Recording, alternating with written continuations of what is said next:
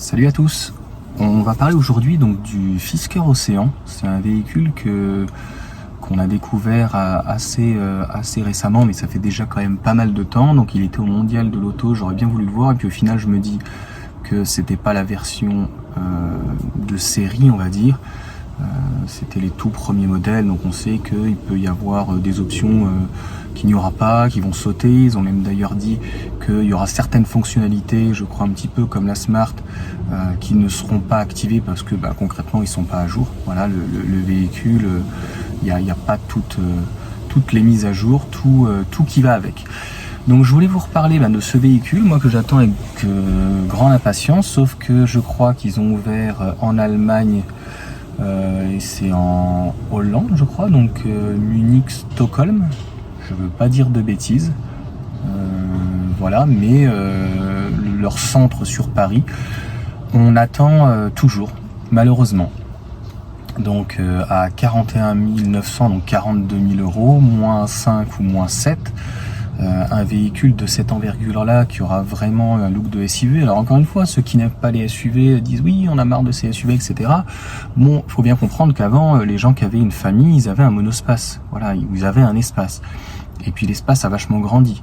Il y a eu après le Scénic. Et puis je suis désolé, il y a des gens qui n'ont pas forcément envie de rouler dans un Scénic, ou après il y a eu le 3008 déjà qui avait un peu plus de gueule, mais c'était des partenaires. Donc quand vous avez besoin de coffre, que vous avez besoin de volume, que vous avez des problèmes de santé, que vous avez besoin d'avoir un véhicule un peu haut, que vous êtes grand, que ceci, que cela, enfin différentes raisons,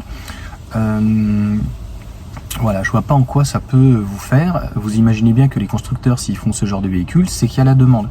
Après, on n'est pas non plus aux États-Unis où ils sont tous en V8 énorme 4x4 et où Elon Musk, je crois l'année dernière pour Thanksgiving, leur avait dit ne prenez pas votre modèle Y ou modèle 3, prenez votre bon vieux 4x4 V8 essence, parce que ça va être compliqué les supercharges tous en même temps.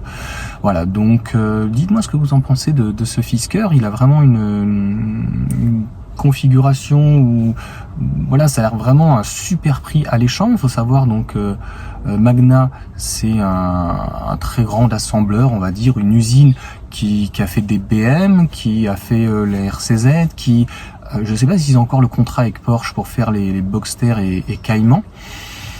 C'est leur propre châssis, les batteries c'est encore du CATL et 75 kWh, donc je sais pas si ce sera du brut, du utile, on n'a encore pas tous les éléments, les options quand je l'avais paramétré, je pourrais peut-être faire une incrustation, je ne sais pas.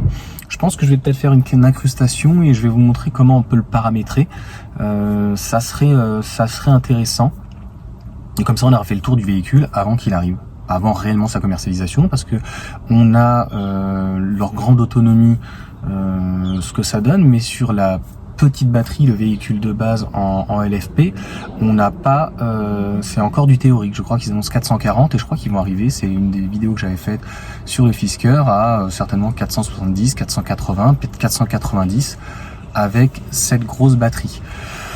Voilà, donc on va balancer le jingle ou Magnéto Serge.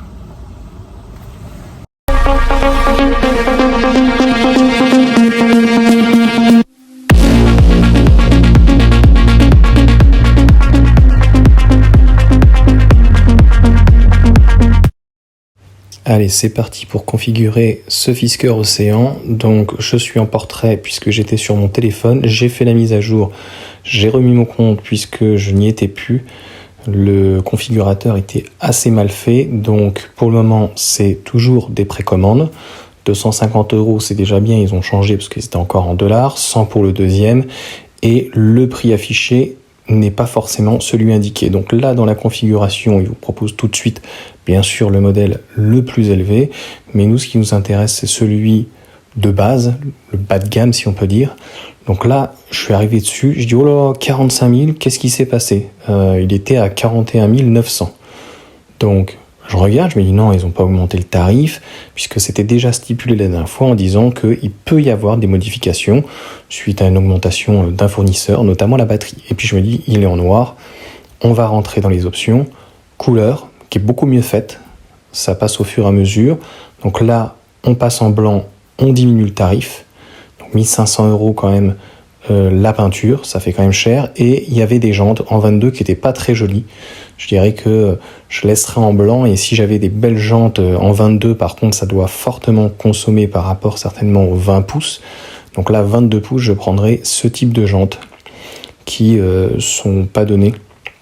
On est, je sais plus là, on arrive à 1700, 1800, mais ça lui donne vraiment un super look, plus pour le coup que le cuir. Donc là, il propose soit un tissu recyclé, qui se fait de plus en plus, qui doit être relativement clair, ou un cuir pareil, donc vegan, si on peut dire. Donc là, il explique bien comment c'est fait, comment c'est reformulé. Donc il faudra voir encore une fois en vrai ce que ce tissu va donner. Donc, vous voyez, 2500 € pour, entre guillemets, le cuir vegan. On n'est pas chez Tesla, donc toutes les options comptent. Ça peut vite faire grimper le tarif. On nous dit 2500, ça fait 45 823 €.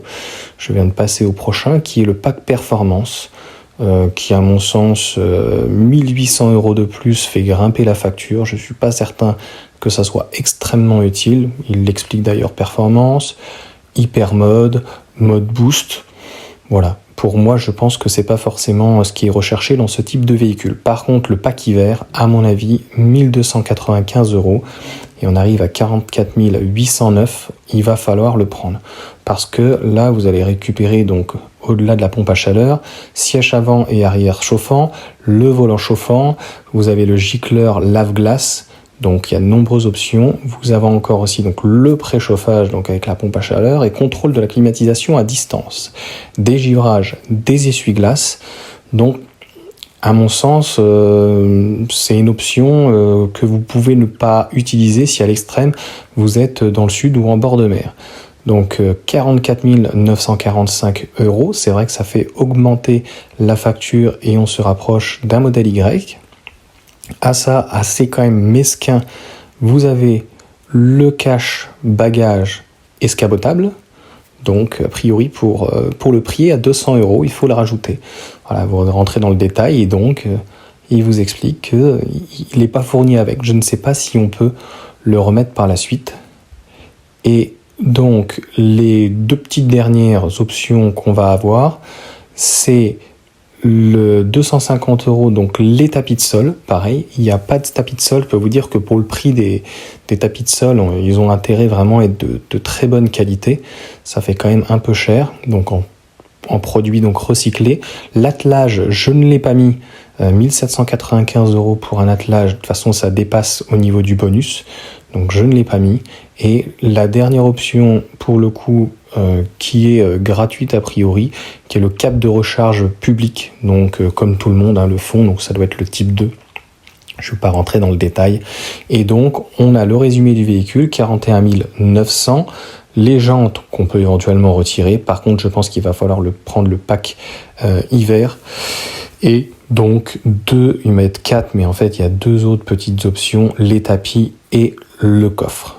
Voilà pour la configuration de ce Fisker Océan. J'espère que ça vous aura plu, et puis on espère que la concession de Paris va ouvrir au dernier trimestre, ou en septembre ou en octobre, à la rentrée scolaire, pour aller le voir en vrai. Et donc celui bas de gamme, si on peut dire, de base, avec les jantes 20 pouces, en tissu, sans les tapis à l'extrême, voire vraiment à 41 900.